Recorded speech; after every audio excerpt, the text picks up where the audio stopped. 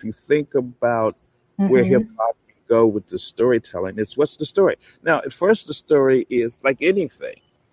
Any good song goes by the cry of what the problem is. And then it talks about what I think we should do. It gives an urgency for doing it. And then Mm-hmm. the idea of what it could do. I mean, if you take like a song like James Ingram, Just Once, what's the problem? Well, I did my best, but I guess my best wasn't good enough because here we are. So what do Mm-hmm. you want? Well, just once, can we try to make it turn out right? Make the magic last for one night. And then you're like, here's my case. I did my all, but I guess it may have been too much. It seems we're blowing whatever we got going. We may not have a try, but just once. That's what I Mm-hmm. want. What can we do? Why can't we get ourselves in hand and admit to each other we're no good without each other? You know what I'm saying? Just once. So hip hop has been stating the problem, but after a while, Yes. and here's where it is with us with mental health.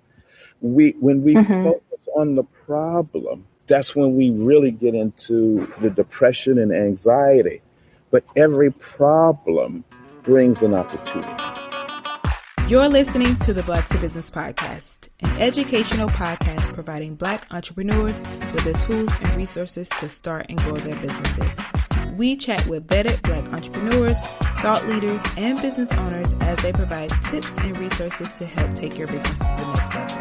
I'm your host, Monique T. Marshall. Welcome back to the Black to Business Podcast. I'm your host, Monique T. Marshall, and today we are diving deep into the entrepreneurial journey of a true trailblazer, Alvin Jones. Recently honored at the Hip Hop Awards, Alvin isn't just an industry veteran. He's the creative genius behind Rap City. If you know, you know. It's a cultural cornerstone in the hip hop storytelling that aired on BET. For an incredible 19 years, Rap City wasn't just a show. It was the pulse of the record industry. I personally remember racing home after school to tune into all the latest videos in hip hop. So Alvin provided this platform for rappers to authentically share their stories, making hip hop not just about beats, but a relevant force. So as we celebrate the 50th year of hip hop, the recently premiered Rap City documentary on BET spotlights Alvin's profound influence. In this episode, we're peeling back the layers of Alvin's journey, a journey that shaped Rap City, transformed hip-hop into a cultural landmark, and left an indelible mark on the Black community. We're not just talking about music, we're unraveling the blueprint that Alvin offers for entrepreneurs who are navigating uncharted territories. So let's dive in. Alvin, welcome to the Black to Business Podcast. Such a treat to have you here, so welcome to the show. Oh, thank you so very much for having me. It is my pleasure and it's my treat. Yes. So before we get into today's topic, we're going to talk all about what you do, what you've continued to do for the community. But I want to let you share a little bit about yourself so that we can introduce you to our audience. So if you could just share a little bit about your background, what is it that you do and how you got where you are today?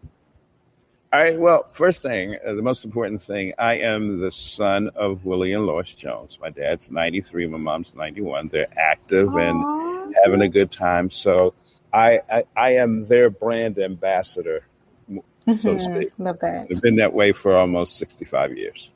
Wow. I love that. Alvin, it's such a treat to have you here because you just got recognized for a major, major award. And we're going to talk all about the work that you're doing. So today's topic is about the impact of Rap City, something that you've built. A lot of us who are listeners are familiar with, and just the things that you continue to do in elevating hip hop culture and storytelling through media. So first, congratulations on receiving the prestigious award for your contributions. I want you to share a little bit about your experience in receiving this recognition and what it really means to you. Okay. Well, first of all, thank you for having me on your show, and thank you for your well wishes. You know what? It's very humbling. And someone asked me, what is it like to be acknowledged for creating Rap City? And I said, it's kind of like if you put on a Mickey Mouse costume and went through Disney World or Disneyland and people were coming up and smiling with you and wanting to give you a hug. I've received nothing but love And I think that's because what we did has touched and impacted people in a positive way. I've always wanted to do some things to help people, to make them feel better. I have what I call is musical Tourette syndrome, meaning I can find or make a song for any occasion. And in this case, I'm going to quote Maurice White from Earth, Wind, and Fire, the song All About Love. And he says, if there ain't no beauty, you gotta make some beauty. Have mercy. And I think with Rap City, it was more than just the music. You got a chance to know folks. You got a chance to know Big Tigger and Mad Links and, Q45, Big Les. We were riding over to the Hip Hop Awards, the BET Hip Hop Awards, which are going to come on Tuesday, October 10th, 9 p.m. on BET. And the documentary on Rap City, better known as Welcome to Rap City, precedes that at 8 o'clock. It's a 3-part documentary, Welcome to Rap City. They did a great job. And it's not just about music. It talks about culture. It talks about history. Yeah. And I was totally blown away. I thought I was watching the History Channel. The music was there, but the way it was set together, you would think it's A&E or the History Channel, because it put it so much in perspective of what was going on with people of color during that time. And because I was there at the time, you don't notice. It's like, fish don't notice they're in water. It's not until they pulled out of water that they have. So when you're inside the frame, you don't see the picture. We were just doing our thing, and you realize what we were doing resonated with people, and they liked it. We were like Barney or Bugs Bunny or Speed Racer and all these little things that, a SpongeBob SquarePants for people of color. And it ties into, and I tell folks, when I was young, I wanted to own the first Black television network. I was in high school, and I realized it was expensive. Even back in 1977, television cameras were $60,000. The lenses were $15,000. So to have a 3-camera studio, just the lenses and the cameras was almost a $250,000. So I started working with Bob Johnson, who owned the first Black television network.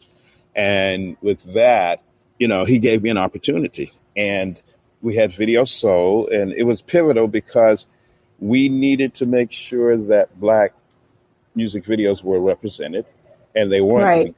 Matter of fact, I started working on a music video show before I got to BET because I saw an article with Rick James talking about how MTV didn't play rap. I mean, MTV didn't play Black videos, let alone rap.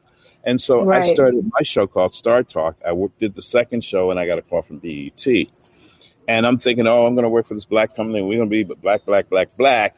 And I realized Black entertainment television means don't go into the red, meaning we need to make a profit. We need to find an audience so that advertisers will support us. And they always say you can't change the world if you cannot pay your rent. So I understood exactly what Bob was trying to do. And so with that, you had Video Soul, Donnie Simpson. Everybody loved Donnie, the green eyes, the voice. It still is just a great personality. And Donnie was a media superstar at 15. He was known as the Love Bug back then, and then he came to DC.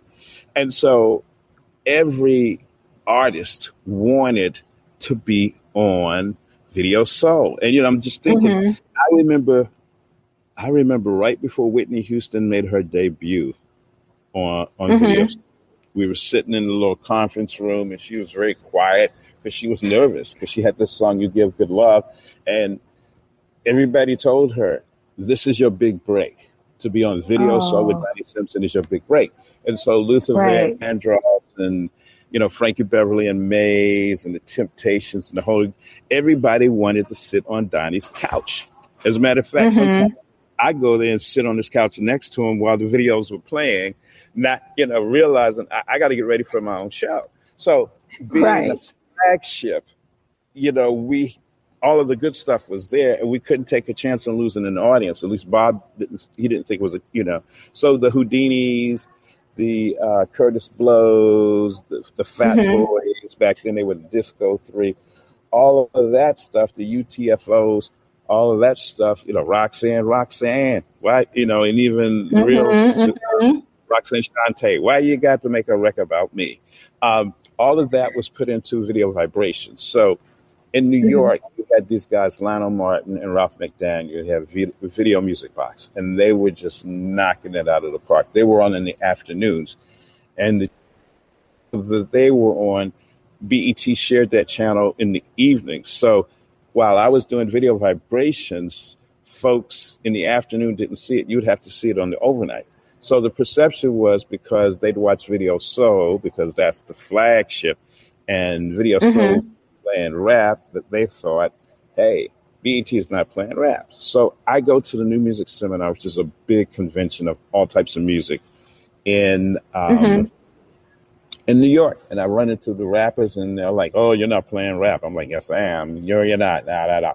So before Bruno Mars came about, I said, don't believe me, just watch.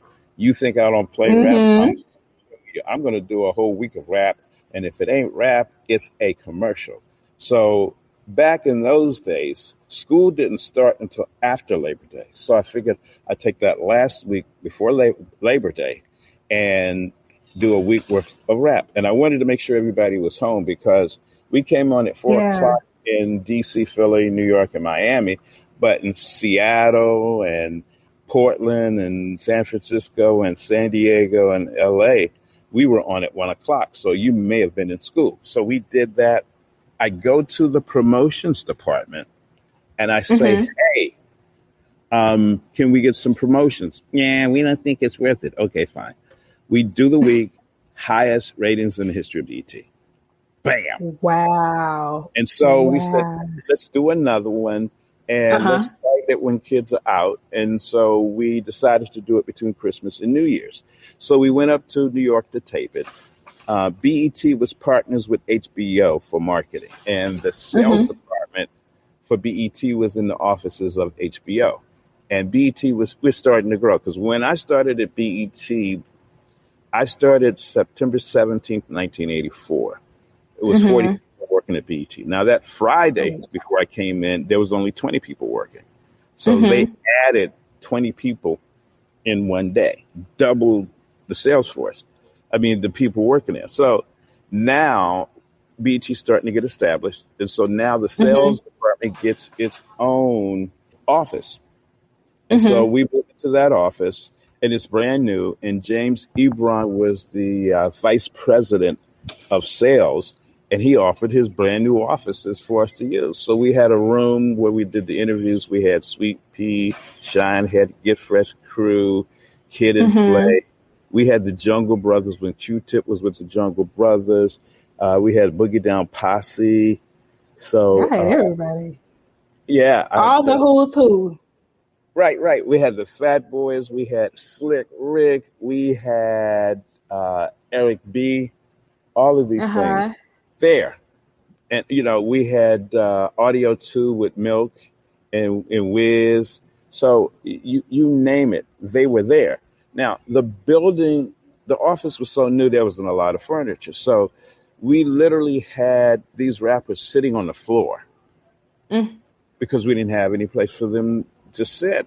And so they're all sitting on the floor waiting. It's kind of like, imagine, the biggest airport, maybe LaGuardia on a Wednesday right before Thanksgiving. And everybody's waiting in line to try to take off or land. That's what was going on at that point. So James Ebron came in and saw, he says, you guys are going to be here for a while. I'm like, yeah. He says, tell you what, I'm going to order some pizzas and sodas. So you got these rap artists sitting down on the floor, eating pizzas and sodas, waiting to get in. So we did the taping. Once again, between Christmas and New Year's, we had Rap Week, and boom, highest ratings in the history of BET. Boom, we done broke the ratings again.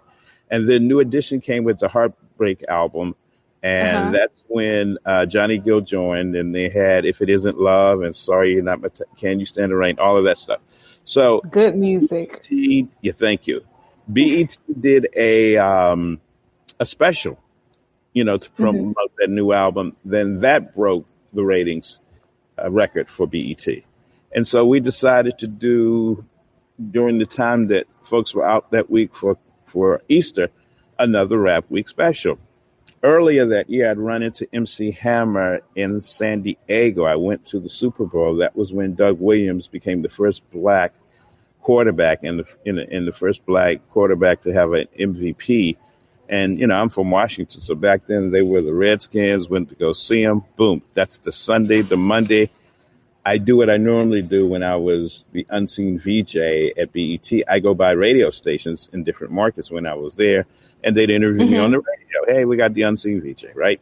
So I'm there, and I see this guy. He's coming in to do an interview for the weekend show. So back in the day, rap wasn't really played. It was played on the weekends, on a mixed show, either midnight to 2 a.m. or overnights on a Friday, Saturday night. So he gives me a cassette. I listen to it. And about a month and a half later, we get a video. But it was shot on video, not film. And Jeff Newman at the time was the senior producer, and he didn't want to play it. I'm like, but I met the guy. He's real cool. And I love the dancing because it's just straight up African. So we said, okay, we'll play it.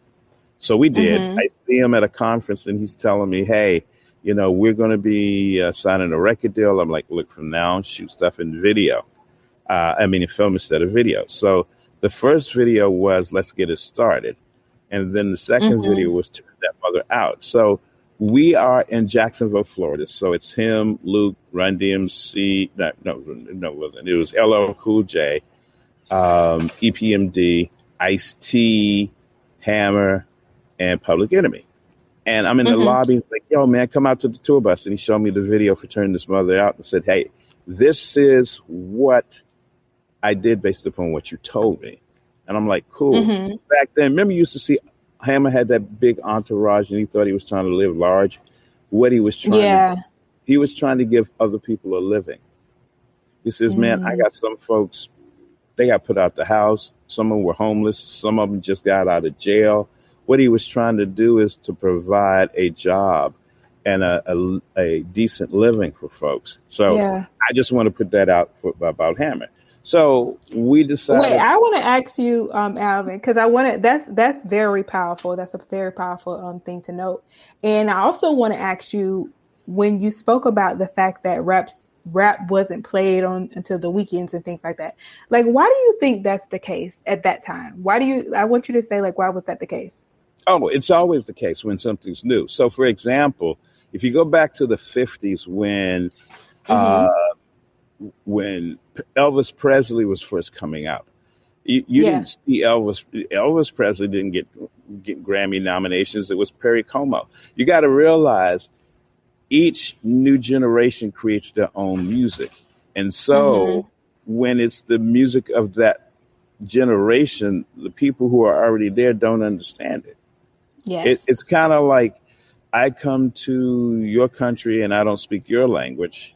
And then you don't understand me. So it takes a while. And to be honest with you, it wasn't my great knowledge of hip hop that created Rap City. It was the fact that Prime, whose real name is Hans Beck Dotson, was an intern who gave me information. And he wasn't even an intern in the music video department. He was an intern in the sports department. But you got to understand, anytime you come in with something new, you're new. Everybody thinks I'm coming in. Nope. You have to prove yourself. You proved it. Well, here's the thing. I didn't prove it. The music proved it. The audience proved it. And having someone like Hans, a.k.a. Prime, what I did do is I listened to what was coming. It's kind of like the old days. I could smell what the rap was cooking, if you know what I mean, to paraphrase rock. And I've always had that superpower of being able to see what's coming on the horizon. And a lot of cases, by the time everybody catches up with it, I'm gone to something else. So as Rap City was building, I'm like, it's time for me to start my own company. I've been wanting to do it for a while. And I had this battle within myself of, this is great. I can go to LA and, people take me to Wolfgang Puck's restaurant and go to concerts, and we're hanging out. Shoot, when Eddie Murphy, Richard Pryor, and Red Fox were doing Harlem Nights, I was able to come up on the set. So all of that stuff was good, but I wanted to have my own company. I was always an entrepreneur at heart. Remember, I wanted to have the first Black television network. I worked for it. Yeah. And I also treated it like it was my network. And me and Bob Johnson and Sheila Johnson got along great. But it did rub heads with other people because, like, who do he think he is? He ain't Bob. And I'm like, well, in my mind, this is my, he may be owning it, but in my mind, this is my television network. And when I put stuff on the air, it's my name, etc. And I think because I had the mind of an entrepreneur and an owner, I was able to lock in not to what my fantasy was or could have been, but the mission that Bob Johnson gave. And by me listening and making things work for him, as they say, I can do it, but you got to make me do it. Meaning, give me no reason not to, and I'm going to smile all the way to the bank. And that's, Bob's a billionaire. So I take the credit. Well, even if nobody says it, in my mind, I helped Bob and Sheila Johnson become billionaires, and I'm really proud of that. Good thing. Good thing. I love that. And I want to talk about also, so the impact of today's topic is about how you've been able to elevate hip hop culture and also storytelling through media. I must say that you are a great storyteller. I was just hanging on the whole time when you were mentioning your startup journey.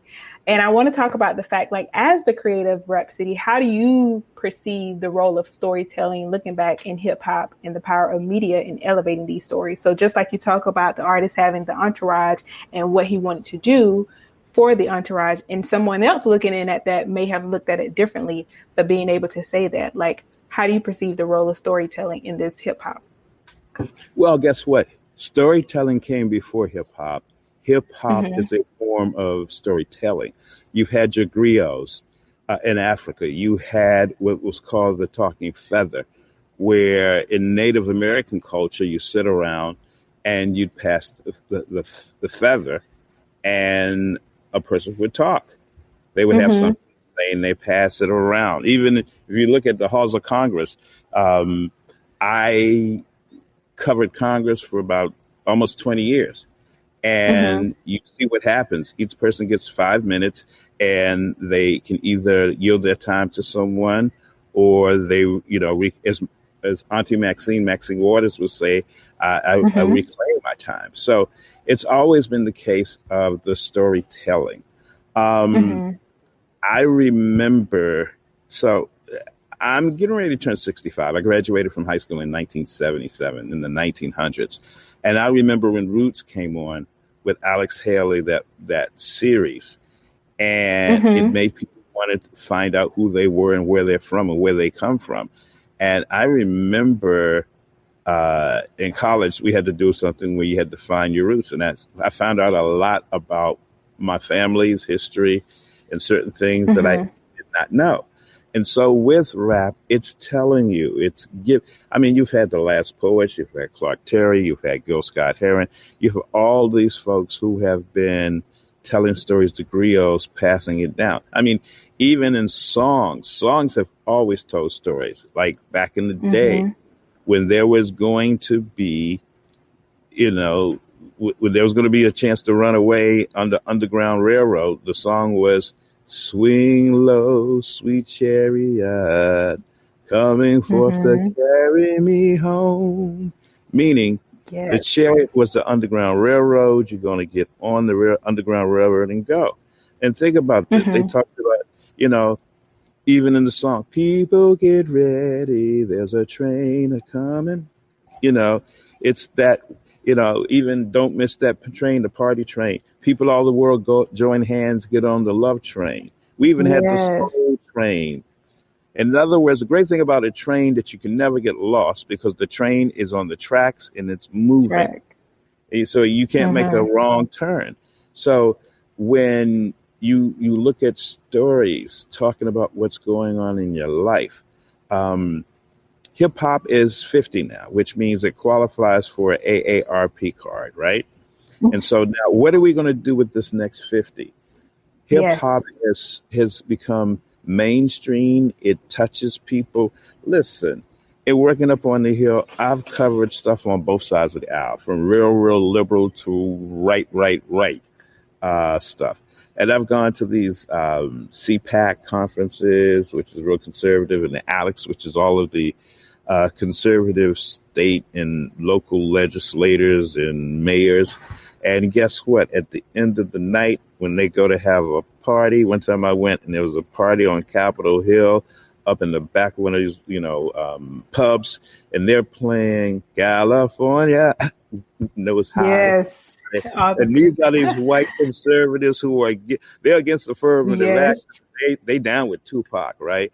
So it's always been that way. If you think about where hip hop can go with the storytelling, it's what's the story? Now, at first, the story is like anything. Any good song goes by the cry of what the problem is. And then it talks about what I think we should do. It gives an urgency for doing it. And then the idea of what it could do. I mean, if you take like a song like James Ingram, Just Once, what's the problem? Well, I did my best, but I guess my best wasn't good enough because here we are. So what do you want? Well, just once, can we try to make it turn out right? Make the magic last for one night. And then you're like, here's my case. I did my all, but I guess it may have been too much. It seems we're blowing whatever we got going. We may not have a try, but just once. That's what I want. What can we do? Why can't we get ourselves in hand and admit to each other we're no good without each other? You know what I'm saying? Just once. So hip hop has been stating the problem, but after a while, and here's where it is with us with mental health. When we focus on the problem, that's when we really get into the depression and anxiety. But every problem brings an opportunity. Yes. And what I want to see hip hop do now, it's a little older and a little bolder and a little wiser, is they say, time flies, you get more wise and your mind changes. So what I like to see for the next 50 years for hip hop is like, okay, we've addressed the problem. Now, what can we do to fix this stuff? How do we because I was 4 when the first March on Washington happened. I'm at home. My parents and my cousins are there. I'm watching it on TV. They tell me it's 250,000 people. I'm trying to find my parents because, like I said, I'm Willie and Lois's son. So they were involved with the movement back then. And so I couldn't go, but I'm watching and I'm trying to find my parents on TV. And I realized that was the day where my destiny was set. I realized the power of media and the reason to get involved with things that are bigger than you. So recently I had to go to the 60th. I am working with Arlington Independent Media, which is across the river, which was Arlington County was DC. And I'm working with a young lady, Whitney Conoto, and she called me. Like I said, people always call me when they're ready for something. And I'm like Ghostbusters or Batman. They call me and she's trying to, stamp out white supremacy, misogyny, racism. She wants people of color to not be marginalized, and folks who have autism and who have been just LGBT, people who've just been marginalized and just told that they're not. It's almost like Jesse Jackson. She wants people to feel that they're somebody. I mean, she's extremely passionate and fights. So what I realize is 60 years later, they were fighting for the right to vote. We're now fighting to keep that vote. And so, and people go, well, this is all good. And that's a feel good, but why do you have to keep doing it? And I'm like, why do you keep brushing your teeth? Why do you keep washing your butt? Why do you keep washing, the coal out of your eyes? And why do you keep hydrating? This is an ongoing thing. It's not a moment. It's a movement. So it used to be musicians understood that the earth, wind, and fires keep your head to the sky. When you feel down and out, sing a song. That was therapy. Even Frankie Beverly and Mays, when you're all upset, joy and pain's like sunshine and rain, And so now you remember you were saying, why wasn't it accepted? Because it was new and it was just developing. But now hip hop is 50 years old. So now, folks, let's take this to the next level because our people need it. We're dealing with anxiety and homelessness. We're dealing with folks who have to deal with stresses and strains. So if you really listen to the anger that you hear in some of these rap lyrics, it's the pain. It is very hard for men to express their pain because they don't want to appear weak. And you know who we really don't want to appear weak to is the women. Men will tell you their pain amongst each other, but it's like, I remember the movie was Soul Food, and he lost his job, and it says, look, man, don't tell her you lost your job. We'll give you some money. Because for black men, the most important thing is the smile of a black woman. And because everything has been set up, like, well, why aren't men in the house? We weren't in the house when we were slaves. You see what I'm saying? We were taught to breed. We were not given the job so that we can take care of our family. So there's a lot of pain there that needs to be addressed so that we can heal. And I think hip hop now has that voice. Stevie Wonder's messages don't come out as strongly anymore. The OJs, people all the throwing hands. I know a place, I'll take you there. The Staples Singers, Donny Hathaway, Take It From Me, Someday We'll All Be Free. Who is it? Supreme's What the World Needs Now is Love, Sweet Love. So to me, my challenge is to hip hop is let's take this to the next level because your people need it. But okay, I love that. And I love everything you're saying. And I honestly believe everything you're saying. And also, we're in a time also with music where people feel, because I hear it all the time, people are like, they just don't make music like that no more. Or the conscious music people don't want to hear, or it's not going as mainstream. So what are your thoughts on that? And how do we get there with the state that we're in now where people are feeling like the music is not the same, like you just mentioned? Well, I'm like this. I've always been, if I think it's important, I do it. I rub some people the wrong way at BET because I felt that this was important. And when I truly believe it, God has always given me some insight and wisdom, and I follow that. It's like planting a seed. When you plant a seed, you pack it in dirt, and it's all of this dirt. If you were as deep as that seed in dirt, you probably wouldn't survive because it's too much of a weight. But when you plant that seed, you don't go back the next day to check it. You water it, you take care of it, you cultivate it, and you let the seed do its thing. So we have to, here's the thing. If I ever get in a fight with someone, it's probably because they probably said, well, somebody ought to.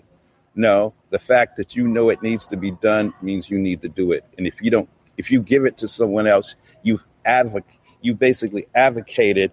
You just gave up your the responsibility that God put in your heart. As soon as it comes out of your mouth that it needs to be done, then you need to do it. Period. So if you take a look at Prime, this is a person who knew about hip hop. I didn't, so I listened to him. We can listen to each other. You don't have to be right. And even sometimes it's better to be wrong because you'll learn something new. So the question is, who has the courage to say, I'm going to make a song? Because think about it. There were some songs. Oh, remember this. Remember self-destruction?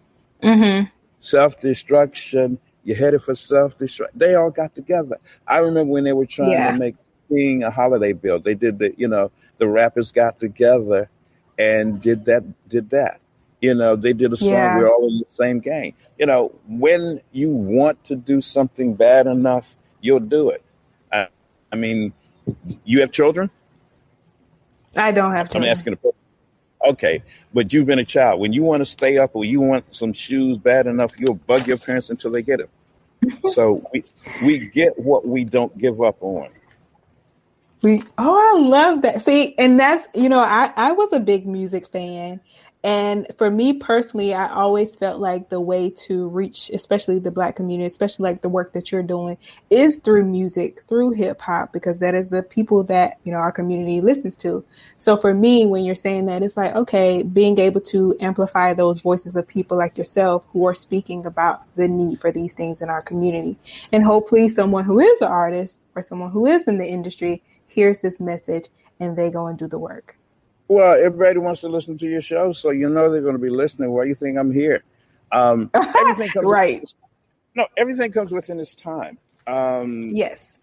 This is the year. Everything is popping at the right time, because even with BT, I've kind of walked away from and did other things. Like I said, once it's popular, I'm done. I've done my job. And so in 2006, I started working with Microsoft, and we were doing this new thing called video online. They called it new media. I started working with XM Radio when they first started. I've always been fortunate enough to be on the cutting edge of stuff. So the reason nobody knew I did Rap City, because I've already gone. When you plant a seed, you don't sit back to wait for it to grow. You just keep planting seeds. So it can happen. I think this is the perfect time for it to happen. And like I said, I have musical Tourette syndrome, so I can think about a bunch of songs. I bet you wonder where I've been. I searched to find a love within. I came back to let you know, got a thing for you, and I can't let go. So this is always in my heart. Been a long time. I shouldn't have left you. You know what I'm saying? So I think it's there. I got a million of them. I mean, here's the thing. I started Rap City in 1980. Is my boy's public interview. 1989. It's now 2000. We come up in 2024. So the technology has changed. The access to information has changed. When we were doing Rap City, we had all of the information on the information on the videos on about 2,000 3x5 cards. I literally bought my own computer and did it at home. And when they said I couldn't work from home, so I've been a pioneer. So like in 1980, and I'm working from home. And they said I couldn't work from home. So the computer that I brought into the office and sat it on my desk.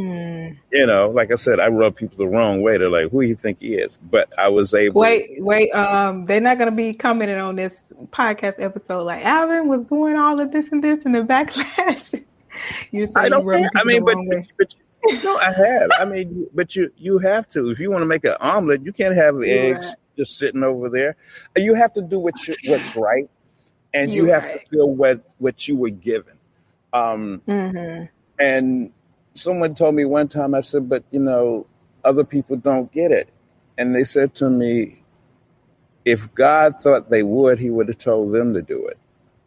I'm like, ooh. So if this is given to you by God, are you going to not do it because somebody didn't want you to do it? And I'm like, oh, this is all about God. This is about what he wants for his people. And the reason I've been so successful is because I've been kind of wise enough, but then I've got, I got parents who are 93, 91. I have aunts who live to 101. They've always taken me under their wings. I've been taken under the wing of a Jesse Jackson and a Dick Gregory. I did videos for Dr. Dorothy Height. I've had a chance to touch the hand of Nelson Mandela. So when, and even worked and did things with Marion Barry. So when those people take you in their circle and they like you, they see something in you, and you can't disappoint those folks. That's true. I love what you are doing and have done. I do want to get to also like the influence of Rap City, more on that on hip hop and the media. So Rap City successfully ran for 19 years. I want to talk about, how did you come up with how it looked to people, and then also what happened in its ending? Well, the way I wanted it to look, I wanted the young folks to see themselves. When they looked on TV, they saw people about their age wearing the clothes they wore, had the high top fade and the big hoop earrings. That was the look. It was to represent young Black folks and people of color. So when they saw the TV, they felt like they saw themselves, like they mattered. Now, when I was growing up, when I was young, there weren't many Black folks on TV, to the point that if somebody Black was on TV, I got to stay up late past my bedtime. So I just knew it was important for us to see us and be around us. So that's what we did. The other thing was, and during that time, that's when you had the beepers and, you know, people had the Kango hats and the chains and the shoes. And, you know, everybody was portrayed as a thug or a drug dealer. And that wasn't true. I used the beeper. So if a young lady I was interested in wanted me to talk to her, she'd beep me and I go home or go to my buddy's house and find the phone and give her a call. Didn't want to miss that opportunity. But what I wanted is I wanted to humanize how young Black people look. And think about today. If you're a Black young man driving a car, oh my goodness, you're profiled. You're worried. And so that existed back then also. So what I wanted to do, I remember when Public Enemy first came out and they were like how militant they are. And I'm backstage at a concert and I see Chuck D holding his 9-month-old daughter with his wife. And I didn't see a militant. I saw a family man, a husband and a father. So what I wanted to do is I wanted to make sure that these young Black people, people of color, were given dignity in how they were looked at, how they were perceived, and how they were taken in. So I thought about it. How can I, you know, show the humanization of these rappers? And I thought about it. You know, what's sad is having children in the hospital. And what's sadder is having children in the hospital during Christmas. So we took 7 rap acts. Chuck Chill Out and Cool Chip, Kwame, MC Light, Fat Boys, Run DMC, De La Soul, and LL Cool J. And we took them over to Children's Hospital. And each kid that was in the hospital was paired up. Well, not each kid, but each rapper and his DJ was paired up with one of the kids. And we had Buffy from the Fat Boys in a Santa Claus suit. And he went around to the kids. And this was in the atrium, which means he had people watching, hanging over it. And that, to me, was the best moment of all for Rap City. Most people go, well, what about the freestyles in the basement? Yeah, I'm like, yeah, okay, fine. But as far as I'm concerned, having 7 rap acts, including superstars like MC Light, De La Soul, who else do I have? Run DMC, the Fat Boys, and LL Cool J. Oh, yeah, and just say Run DMC doing a Christmas special. You can't top that. As a matter of fact, I went to the hip hop. We just did the hip hop concert. And, of course, the Rap City, Welcome to Rap City documentary is 3 parts, and it debuts on October 10th, which is a Tuesday, 8 p.m. And then the BET Awards starts at 9. And you know what? I think everybody felt the best performance was by LL Cool J. Well, I can see that. I haven't even seen it, but I believe it. Don't call it a comeback. I've been here for years. Mama said, knock you out. They were ringing the bells. You know what I'm saying? Yeah. So for me, how the look, here's the thing that I'm really proud of. I'm proud that I created something and I was able to pass it off and other people were able to put their flavor into it. Because it has to evolve. It has to grow. You know, this breath that I take is nice, but I got to keep breathing tonight and tomorrow and even this afternoon and maybe in 5 minutes. So I like the way that people got their own little flavor to it and it evolved and it shaped certain things. So it's something that's good will evolve if it's treated the correct way. And it was interesting because they flew all of us out, all of the hosts, including Big Les and myself, for the Hip Hop Awards. And, we were hanging out together. We walked in as a unit, right? And we really thought about it. That's what happens when Black folks work together. That's what happens when there's no ego. That's what happens when we all take our steps. We do it. We pass off. We move on. And I think that's the key for the longevity for Rap City, which I created, the Unseen VJ, better known as Rap City Creator, and also hip hop's hidden figure. It's the fact that we all put something into it and we respected each other's input. There was no beef. Well, it was lots of steak, but it wasn't no beef. It was no beef. It was filet mignon. It was prime rib. It was some Wagyu beef thing, because that's what we did. We all worked together. And yet it's interesting. We have vowed, I hope we do it, that we're all going to get together once a year. The Rap City host. Oh, I love that. Creator. Yeah. I love it. I love it. And speaking of, so let's talk about the documentary. So it's going to premiere, like you said, on the 10th. So what can viewers expect to see in this documentary and get from it? You got to be wild, because remember, I created Rap City and I was wild by what I found out. It looks like a History Channel or Discovery Channel special, the way they set it up, about the backdrop, what was going on. This thing could be in the Sundance Film Festival. Also, we all talked about it because we saw the screening of it last Monday. And well, I guess it was this week, depending on what time you're hearing it. But we were in Atlanta. We saw the screening the day before the Hip Hop Awards. And we were all going, I didn't know that about him. We're like, I didn't know about that. We looked at you never told us that. And we learned so much about each other that we had no idea. And think about it, if we didn't know it about each other, y'all don't know it. So I think that's what's going to happen, is you get a true feeling for the host and myself and what was really going on in the background. And I think that's what people, afterwards, everybody was coming up to us and they were like, oh, wow, we didn't know this. We didn't know that.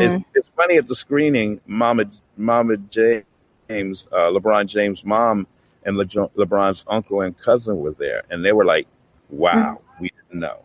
Wow. Oh, I'm ready to see it. So what was your level? No, I was going to ask, so what was your level of involvement in making a documentary and some of the behind the scenes moments? My level of involvement, I just sat down and told the story. I just told them they wanted to know what happened and how, and I just sat down and told the story. See, what happened was, Your Honor, they weren't playing the rapping video song, right? And so, like, they said, here, well, you take it, Alvin, and they didn't realize they were giving me gold, and they were like, okay, now we're gonna do a show. But that's what I just told the story. The one thing I wanted people to know, that we probably would not have had a Rap City if it had not been for Prime, because as an intern in the sports department, he wasn't in the music video department, but he was just so hyped up on rap and he was so passionate about it. I'm like, okay, since you're all this hyped and passionate, tell me about this stuff. And I think what I saw in his passion was the passion that other people had. I just picked up on it. So I'm kind of good at picking up on what people like. Well, we can't wait to see it. And I know we spoke about like hip hop today. I want to ask your thoughts on, why do you think it's essential for today's generation to learn about the legacy of Rap City, and what message or lessons do you hope that they take away from the documentary? Well, learning about Rap City is kind of like going to a family reunion and learning about your great-great-grandfather and your great-great-grandmother, because if it wasn't for them, if it wasn't for them, guess what? You wouldn't be here. Yes. And so with that being said, how do you see this documentary contributing to that preservation and continued celebration of hip hop culture for those future generations? Well, you got to know your history. Once people know the history, they know their destiny. And I think what'll happen is people were curious and they liked it, but now they'll become more in tune to it, because they're like, it's almost like when in 1976, 77, when Roots came out, we learned so much about ourselves, about Kunta Kinte and about all of these things. So when you learn about who you are and what you are and whose you are, it gives you a better sense of identity. It's like someone who grew up without a father and then they meet their father. You know what I mean? And Rhapsody is I guess you could say, the father and the mother of hip hop today. Because, you know, T.I. and a lot of folks said Rhapsody is what put us on. You know, Prime gave a shot to this new young guy who was with Big Daddy Kane, and his name was Jay-Z. And the producers didn't want to give him a chance to rap because they're like, we don't know this kid. And Prime said, listen, we need to give this little kid a shot. And the little kid that they gave a shot was Jay-Z. That's so powerful. Ooh, that is powerful. And looking back, like, how do you think that Rhapsody bridged the gap when you mentioned the fact that it was new? So people weren't interested really because it was new when you think about rap. So looking back, how do you think that Rhapsody was able to bridge that gap between the underground hip hop culture and then the mainstream media and some of those things that you were able to achieve for that balance? Well, the first thing we wanted to do with Rhapsody is to play any video we could get. I got started in radio. I could play my own music. So I was the first person to play Anita Baker when she was with the group Chapter 8, you know, Confunction, Atlantic Star. So my background was always hearing, I like this. Let me get this out and see how it goes. As a matter of fact, one of the reasons I got the job at BET, I used to do this thing called Alvin's Audio Advice. And so what it was I would play music and I would have people to do a rating. And it wasn't from one, it's 50 to 100, because 50 is an F. Because if somebody says 100 and somebody else says 1, then it averages out to a 50. But if you say a 50, like I don't like it, and someone says 100, then it averages out to a 6. So that was one of the things that captured Jeff Lee's attention. Jeff Lee was the vice president of network operations for BET. And so I'm always looking for new music. First thing I want to do is let me listen to something. Let me, you open up the crates, where the golden nuggets. And so when it came to BET with Video Vibrations, we were playing everything because we wanted to make sure it got the air. So that was always the way I saw it. Everybody deserves a shot. That's beautiful. So reflecting back on all of your amazing work and on receiving the award, I know you mentioned that you've moved on, but I want to ask, how has this recognition affected your career and your passion for hip hop and media? Well, I've always had all of the passion for hip hop. What it does, it tells me that it's now time for that next episode. It's like Muhammad Ali won and then he left and came back. So it's not until you come back to something that you get a chance to sit on the sidelines and observe what's going on and come in fresh that you can come in. So I'm now ready for that second 50 years, going to 100 of hip hop.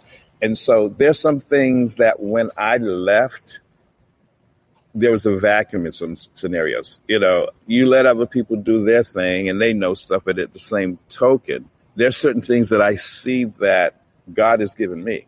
So now I don't have to basically drive the car. I can be the person who reads the map and say, okay, we're going to do this and do that. So that's the scenario. It's funny because people always think, oh, you think you know everything. No, I don't know everything, but I do know what I know. And, that kind of rubs. You ever watch Big Bang Theory? The TV I have show? Not. No, but I've heard of it. Yeah, this guy, Sheldon Cooper, is extremely smart, but he's so smart and analytical that when he says things that they're without a filter and people just get like, what the heck is wrong with you? But that has been one of my things. I just see it real quickly. And sometimes I don't understand why other people don't see it. But as I've gotten older, it's like, okay, this is the gift that God has given you. You're going to have to be comfortable with waiting on scenarios. So as we talk about taking hip hop to the next level where it's now helping and galvanizing people, hip hop has always been powerful. That's why they didn't really want us to know what the power is. I've been working on Capitol Hill for 20 years and doing other things. So I'm seeing how it's emerged into the culture, but I'm also seeing how it can use to help each other. And so that becomes now my mission. I was minding my business and they brought me back in this. So now I'm back in people, because remember, I could walk down the street and nobody knew I did, Rap City. That was, if it was a What's My Line game, what's the secret that nobody knows about this guy? And it's a game show, right? So now people know that Alvin Jones is the creator of Rap City, and they're going to be looking at me to do other things. The good part of it is just the love that people have been giving me for something that we didn't know how it was going to come across. So hopefully I've answered the question, if not answered again, because sometimes I get off track. You answered the question, and it's a perfect segue into my next question. Being a trailblazer in the industry, and speaking of, reading the map. So someone is listening, and I want to know, what advice would you give to those aspiring Black entrepreneurs looking to make their mark in the entertainment industry, particularly in the context of hip hop culture? I don't like using the word authentic, but I'll just say, be yourself. Take a look at what's going on. And just go for it. It's funny. I never had competition. I was just always trying to develop and connect. So let me do this, because a lot of people talked about MTV and Yo MTV Raps and BET and Rap City, and there was a beef. There wasn't. Ted Demme, unfortunately, is no longer here on this plane. A great brother, but if you ask him, he'd tell you we got along very well. Everybody else was trying to get us to beef. We didn't, we both knew that our teams were trying to put something together for hip hop, and we were trying to create it. He had his way, I had mine, so there was two different flavors. And I remember one time we were out, and I don't remember if it was a tape or a battery that we needed. And Teddy goes, "Hey, give them this. Give them whatever they need." So nice. Put that out there. Yes. No beef. So Alvin, what is next for you? Because you mentioned that you might be, people know who you are now. And I must say, when we were doing our research, we're like, okay, who's Alvin? And so, yeah, people know who you are. And so what's next for you? Any upcoming projects, or what are you planning to do in the future so that we can look out for it? Well, right now I am working with this wonderful lady, Whitney Canoto. She's the CEO of Arlington Independent Media, and it's right in Arlington, Virginia, right across the street from where the March on Washington was, just right across the river. She called me. Remember, I always tell you, people call me when they need something. She called me last year and it's real interesting because she's running a public access channel and a radio station. I got started in public access. Remember, I was saying I was doing this show, Star Talk.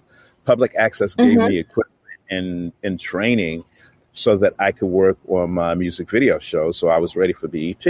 So now we're in a situation where we want to do the same thing for other folks coming along. If you're 50, it doesn't matter. If you're 12, it doesn't matter. If you have something that you want to say and you want to get your information out, Arlington Independent Media is there. We've got a youth journalism class to learn how to be journalists. I am managing the radio station. And with that, I've been doing that for the last year because radio used to be in the neighborhood, part of the community. And over the years, with stations being bought up by conglomerates in, one location has, in one city is 5 stations, you don't get that personal one-on-one. I like being around people. I'll show up for the opening of an envelope, if you know what I mean. So with that, I've been doing that for about a year. And I've got you're in business. I have a TV show on women who have their own businesses. I'm now trying to do the same thing for smooth jazz that I did for hip hop. So we have Planet Jazz, and I've been an automotive journalist.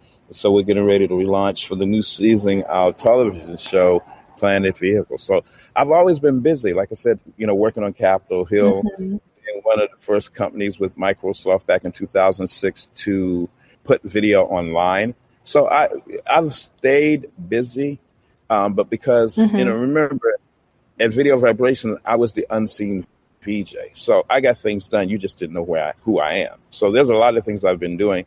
I've always been shining the spotlight on other folks. That's what we did with Rap City and other pieces. So it's interesting that now the spotlight's on me, to the point I was talking to a friend of mine just before we did the call, and a couple of weeks, she was trying to tell me, I know you'll get on that red carpet and you'll start interviewing people and you'll start running the video camera, and if the light's not working, then you'll come in and adjust it. You'll move this over here. Don't touch anything. Just smile, wave, and keep on going. It's your moment. It's your moment. That's what she said. So I had to think about it. You only get one chance in a lifetime. Lose yourself in the moment. You own it. So I talked to her earlier, and I said, are you proud of me? She goes, yeah, you had a good time. You had a good time.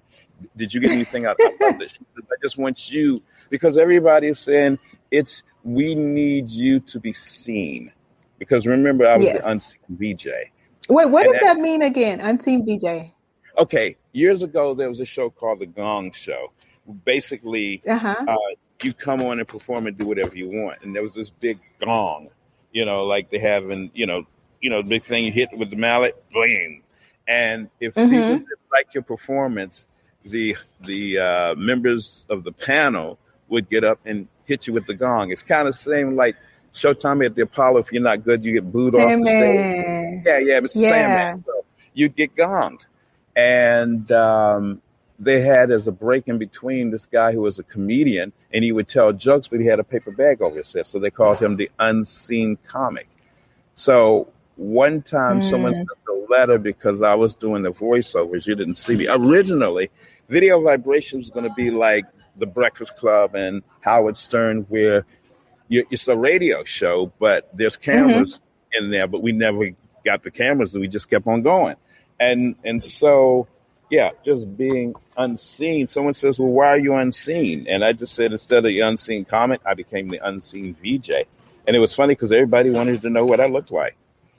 The people want to know you and see you, Alvin. And I'm so glad that you are out here and being seen. And I honestly also wanted to say, I'm glad that we spoke, and now I understand the science and the brain behind those shows coming on at a certain time, because we always talk about on social media, running home to see this show, seeing the music videos after school and stuff like that. So now I know it was all strategic, of course. Well, think about this. As soon as you get out of school, first thing you want to do is, what happens? You do not want to stand in the door of a junior high or elementary school, because as soon as class is out, everybody's running.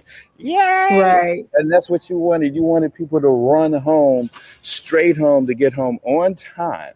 And see, here's the other thing that you didn't realize. When you went home to watch Rap City, your parents knew where you were. Yes, they did. Popping in. We know where we're at. See, and I also think that this is important to have these types of conversations, especially to our audience, Black to Business, speaking to the people who are behind the scenes, making the things operate and flow, and understanding that it's not just something that just happens. So just understanding the back ends of how things go. So I'm so glad that you were on the show today. And I want to ask you, is there any particular message or takeaway that you would like to leave our listeners, especially those who are passionate about hip hop culture and entrepreneurship, mentioning the fact that we talked about earlier, you see a problem, you want to make sure that you are providing a solution? Yeah. I mean, if you love hip hop, good. There's a song, like I said, have musical Tourette syndrome. It's like, not if we found love, what we're going to do with it. In other words, how can we take this music, this culture, and infuse it so that it helps our people of color, people who are marginalized, who are undervalued, people who are, disenfranchised, who are dealing with things, people who are going through things, people who have family and friends suffering in the pain and the agony. Can hip hop be that remedy? Love that. And my final question is, what does it mean to you to be Black in business? Well, I've always been Black, and actually I've always been in business. My dad had a gas station, and I worked with him from the age of 9 to 11. Remember, I wanted to have the first Black television network. And even when I left BET, it was to start my own company. I've been wanting to do it, and things got so cozy that sometimes you may lose sight of the dream. I literally, my stomach was in knots for a week from Monday, and I finally made the decision that Thursday night and decided to leave BET to start my own business. So I know what it's like to take risks and do things. And so Bob Johnson was always very supportive of me, and I wanted to resign to him and tell him why, and that I appreciated everything that he did. And he would understand the need to break away and do your own thing. Now, I didn't know in the office politics that wasn't the best thing to do, because evidently I went over everybody's head. But I wasn't thinking about politics. I was thinking about how I felt that Bob had always supported me. Even he didn't understand hip hop. He goes, okay, we'll just stick it in your show. And when it did well, he said, okay, yeah, you deserve a rap show now. You've proven yourself. So I've always been an entrepreneur. And I tell folks, it's something in your gut.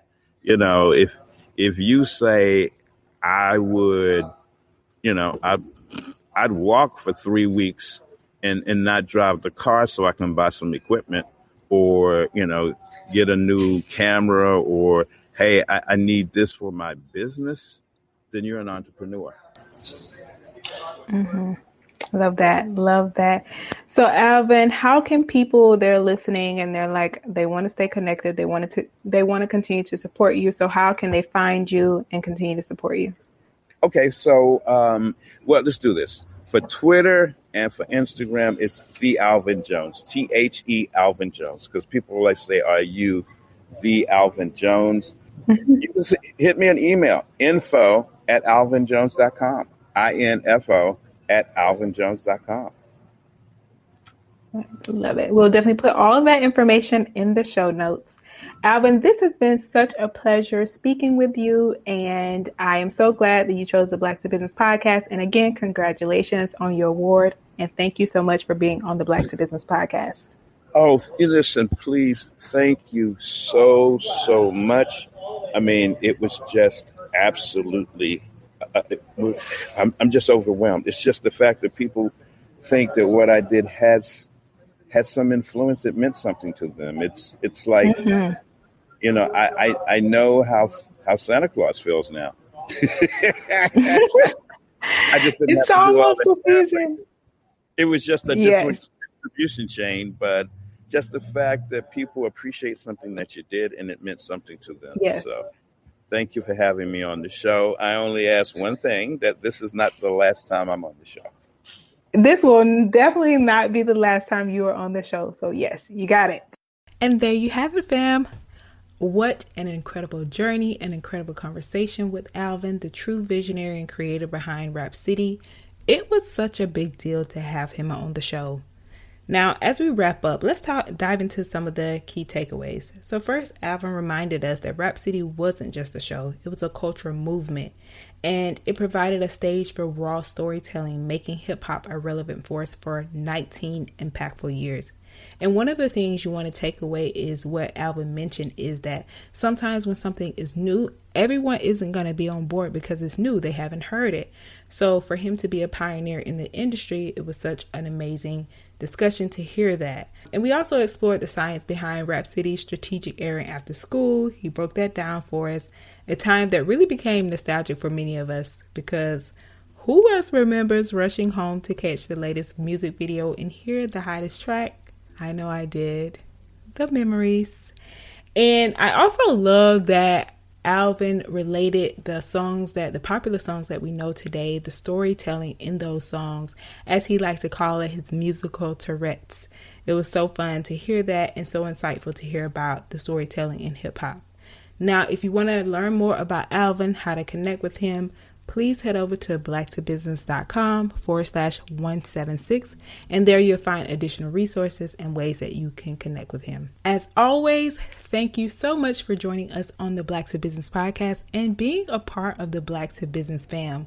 We appreciate you so much, and I can't wait to chat with you next week, same time, same place.